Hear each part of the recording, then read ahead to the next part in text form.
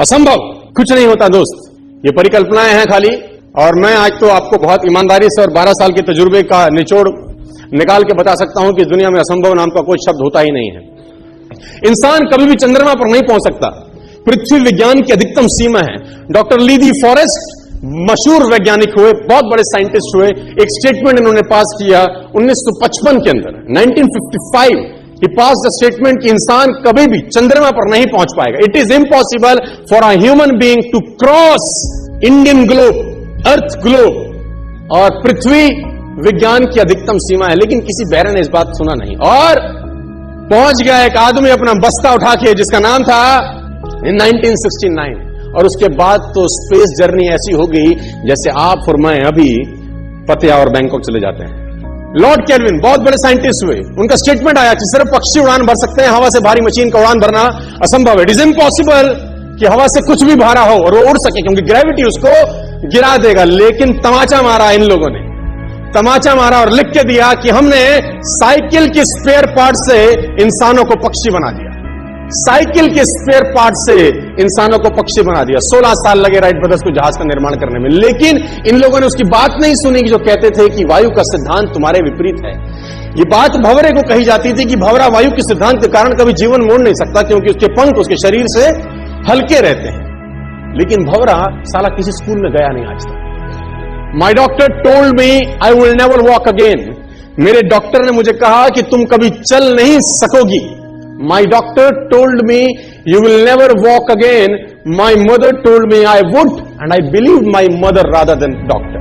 Wilma Rudolph एक ऐसी athlete हुई जिनको पोलियो था जिनको डॉक्टर ने कहा तू चल नहीं सकती, मां ने कहा तू चल सकती है।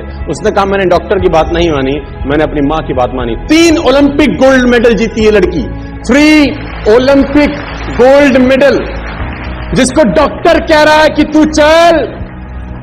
लेकिन मां क्या बोलती है? मैं आपको उदाहरण देना चाहूंगा। इसे अल्बर्ट आइंस्टीन, दुनिया के महान वैज्ञानिक में से एक हुए, मंद बुद्धि कहा जाता था। 8 साल के थे, घर पहुंचे, मां को चिट्ठी दिया। When he was 8 years old, came to his home, giving letter to his mother. मां को एक चिट्ठी दिया, मां ने वो चिट्ठी पढ़ा। 8 साल प्रिंसिपल का खत था उसकी मां के नाम। प्रिंसिपल ने ये लिख के भेजा कि आपका बच्चा विलक्षण प्रतिभा का धनी है, ग्रेट पावर है इसके अंदर, क्योंकि बहुत बड़े साइंटिस्ट बने, बड़े मंद बुद्धि बचपन में समझा जाता था।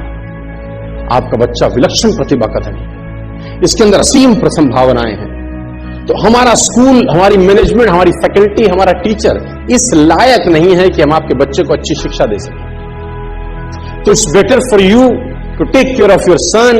आप अपने बच्चों को अपने घर में पढ़ाइए, हम लायक नहीं है कि आपके बच्चे को पढ़ा सके। और उसकी मां ने पढ़ते पढ़ते आंखों में आंसू ले आई और उसने बच्चे को कहा कल से तू स्कूल नहीं जाएगा, मैं तेरी परवरिश घर पे करूंगा, क्योंकि तेरा टीचर तुझे इस लायक नहीं समझता। मतलब वो अपने आप को इस लायक नहीं समझते। बच्चा खुश हुआ, मोटिवेट हो गया और लग गया। उसकी मां का निधन हो गया और अल्बर्ट आइंस्टीन बहुत बड़े साइंटिस्ट हो गए।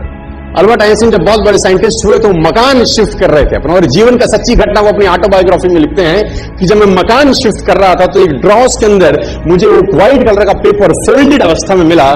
मुझे समझ नहीं था कि क्या है। मैंने उसको फोल्डिंग अवस्था से मिट्टी को हटा के जब खोला तो वो उस टीचर का लेटर था जो बहुत साल पहले टीचर ने मेरे हाथ में दिया था और मैंने अपनी मां के हाथ में रखा था। अब वो बड़ी उत्सुकता के साथ उस खत को पढ़ने लगे। जैसे उन्होंने खत पढ़ना शुरू किया और वो जार जार होकर रोए। उसमें लिखा था कि तुम्हारा बच्चा मंदबुद्धि है, ये हमारे स्कूल के लायक नहीं है, इसको आज के बाद हमारे स्कूल में मत भेजना, इसकी परवरिश खुद किया। मां ने उल्टा पढ़ा कि नहीं, ऐसा नहीं है, तू सब कुछ कर सकता है, तेरे हाथ पास पावर है, तेरे में प्रतिभा है, यू कैन डू वंडर्स। दोस्तों, इस दुनिया में किसी की बात मत सुनना। नेवर एवर बिलीव एनीबॉडी कि जो तुमको बोले कि तू नहीं कर सकता। कान को मारना, बोला साले तू नहीं कर सकता, हम करेंगे।